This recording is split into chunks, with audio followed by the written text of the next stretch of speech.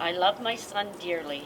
I miss him every minute of every day. I agree with that verdict because you can see in the video that I watched, at least, my son committing this act, how the guards failed him. One, by simply not removing the rope that my son had to commit this act. Two, by just not even keeping contact with my son, which is OCDC protocol. They didn't even follow their own protocol to protect my son. We believe the evidence showed that correctional guards were very aware of the risks and that having seen Justin and knowing he's in a cell where he could take his life, having known he had a braided rope and a noose, having known there was a hanging point, they failed to act, and that failure led directly to his death. So we've asked the jury to deliver a verdict of homicide. There's no legal impact of that. After 31 years of dealing with my son, I was fatigued.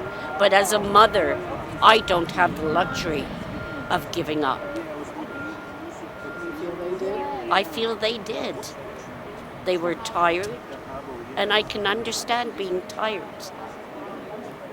I've never let it affect how I parent.